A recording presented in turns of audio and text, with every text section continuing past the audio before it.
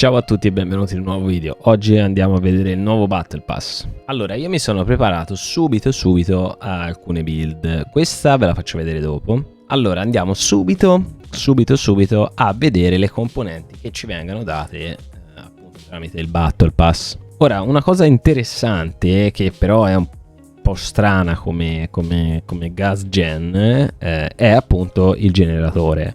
Il generatore da 3 punti massiccio, quello massiccio, l'Heavy Gen. Molti negli anni hanno chiesto di avere questo generatore perché il generatore da 3 punti classico era uno schifo, quindi loro l'hanno rifatto. Ora, questo generatore, che fondamentalmente ha tutti i punti d'attacco a parte i lati qui dove c'è le bombole, è molto pesante, ha 3 punti e la durability non è che sia poi esagerata. Comunque è meglio di quell'altro da 3 punti. Ora nel Battle Pass, una volta che voi comprate il Battle Pass, ve ne saranno dati 2 fusi in questa maniera: meno massa e meno esplosione. 2 perché? 2 perché uno poi lo vendi, fai il salvage e butti via tutto. Oltre a quello vi verranno date delle componenti strutturali che fondamentalmente non mi piacciono molto, veramente non mi piacciono proprio per niente.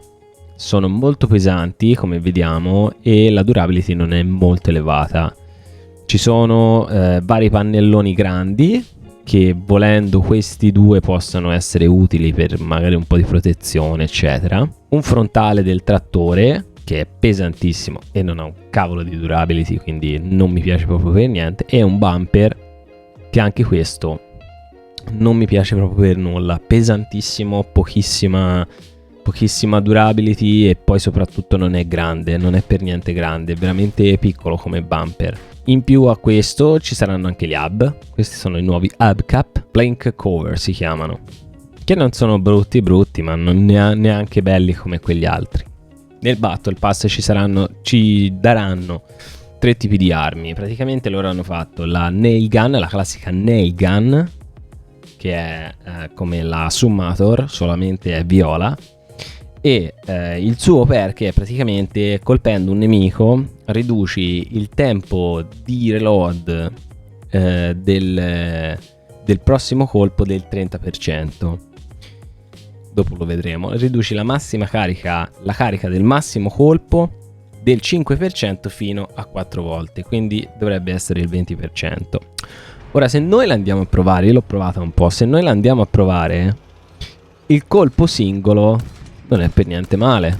Il colpo singolo ha un danno molto elevato, mentre la carica non è che abbia un granché di senso, perché come DPS è molto più elevato il colpo singolo. Fa molto più danno il colpo singolo, secondo me, del colpo caricato. Oltre a quello, la distanza non è per niente male. Chiaramente ci si accontenta perché è un po' scarsa, diciamo.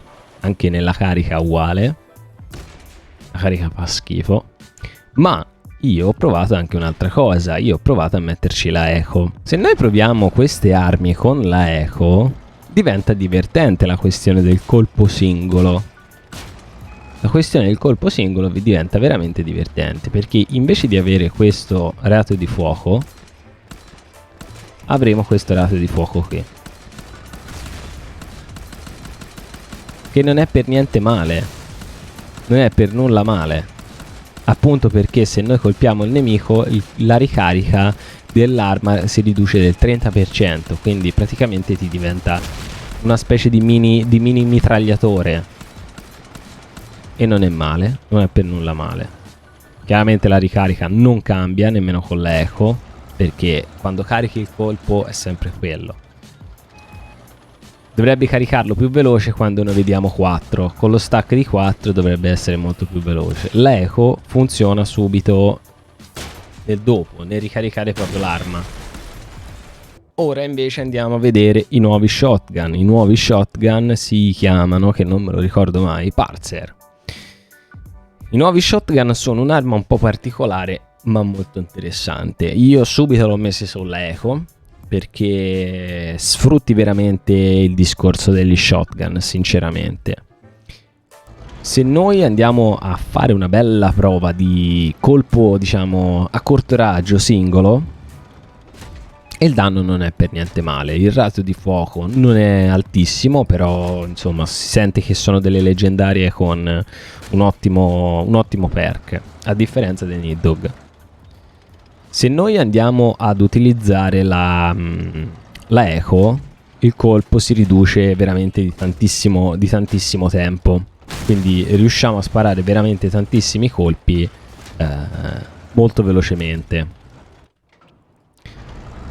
Il perk di questa arma, praticamente, tenendo premuto il bottone dello sparo, praticamente noi andiamo a colpire nella distanza un nemico, quindi si riduce praticamente il proiettile e vai a colpire il nemico. Arriva molto lontano, i danni sono gli stessi e il danno del colpo dopo viene aumentato del 3%, sia nella modalità, diciamo, cecchino, sia nella modalità shotgun. Quando teniamo premuto vediamo che si chiude il mirino davanti a noi, si carica questa specie di perk sopra e viene sparato il colpo singolo. La distanza chiaramente sì è elevata, ma non esageratamente. Anche i danni si riducono tantissimo dell'arma, infatti come vediamo arrivano pochi, quindi questo è utile magari dal medio raggio, per andare a disarmare il nostro nemico, capito? Non è... Vedi, per disarmare non è per niente male. Questi sono gli Argus, questi vi vengono dati nel Battle Pass, anche questi due pezzi che sono meno massa, reloading time e non mi ricordo se è range of fire, cioè la distanza di tiro. Ora passiamo alla parte interessante che sicuramente tutti vorranno sapere: i trigger, o meglio i laser drill leggendari, sono una roba tipo ultra rotta, sono tipo ultra rotti, e per questo vi dico che fra al massimo un mese li nerferanno. Allora, anche questi vi vengono dati due con meno massa, reloading time e range of fire nel Battle Pass. Questi, la prima cosa che uno gli viene in mente è di provare con la Photon, perché la Photon è comunque la cabina di questi tipi di armi qui. Dato che sono energetiche, la Photon sulle parti scaldate ti dà il 30% di danno in più, quindi è una roba allucinante. Se noi andiamo a provare appunto il danno massivo di quest'arma, è una roba completamente tipo rottissima, perché fai dei danni continui allucinanti. Come vediamo 1470 di danno con 3 la Photon.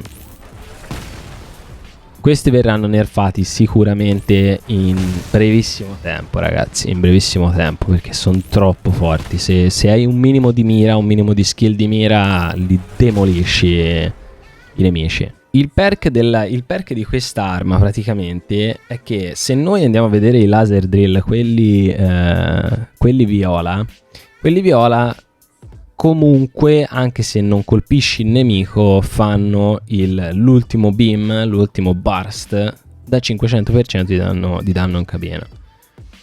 Questi no, questi se non colpiamo il nemico con l'intero colpo, il perk non si attiverà e non usciranno gli 800% di danno in più con l'ultimo burst. Ora vi faccio vedere, praticamente se noi non colpiamo nessuno il burst non viene fuori. Anche se noi lo colpiamo così il burst non funziona. Noi dobbiamo comunque colpirlo interamente. Se lo colpiamo interamente il burst succede. Quindi per questo diciamo che è un minimo di mira ti ci vuole, un minimo. Ma non è come hanno detto i devs che sarà difficilissimo utilizzarle. Ora io ho fatto anche il test appunto su il danno massimo complessivo che tu possa fare con quest'arma. Praticamente noi cosa facciamo? Andiamo a scaldare la cabina del nemico e già facciamo 1300. In più andiamo a vedere che il danno massimo che possiamo fare è 2324 di danno puro in cabina con il perk delle ruote attivo e la cabina scaldata al massimo. 4 sono molto difficili da usare, ma ragazzi, i danni che fai sono allucinanti. Sono troppo alti, infatti sono convinto al 100% che verranno nerfate queste. O la Photon verrà nerfata o verranno nerfati i trigger. Perché sono tipo ultra rotti. Oltre a questo, che questo è molto, vabbè, ok, ma disintegrato. Oltre a questo, io ho fatto anche una build che potete trovare all'interno del battle, all'interno dell'Exhibition, che praticamente si chiama Xibo New Sclub, che sarebbe New Seal Clubber. L'ho fatto con la Deadman, i trigger e il modulo di ricarica. Non è male, è un sideway over, non è male, è molto divertente perché comunque siamo a 11.500 di power score, quindi difficilmente troveremo le relic, difficilmente troveremo delle relic, e i danni sono alti, anche se abbiamo la Deadman i danni sono altissimi. Se impariamo ad utilizzarli i danni sono veramente alti. Questo è un altro nuovo seal clubbing, un altro nuovo meta del seal clubbing. Troveremo all'interno del Battle Pass anche queste simpatiche customizzazioni delle Arbiter. Ormai è diventato un meme. Sono diventati un meme perché sono tipo non definite, non fatte, eccetera, eccetera. Quindi, se noi andiamo a vedere, già non girano. Ragazzi, non girano, sono fisse, non girano. E in più hanno questo flash epilettico che è una roba spaventosa. Praticamente sparano con questo flash stupido, allucinante, che non ha senso. E non si muovono, sono CK che non si muovono. Oltre a questo diventano stranissime di colore quando si scaldano. Non so perché i dev non abbiano fissato una roba del genere, non abbiano provato, io non lo so e non lo voglio sapere, anche perché prima di far uscire un qualcosa bisogna che qualcuno lo controlli, lo guardi, almeno quella è la base per far uscire almeno un minimo le cose fatte bene.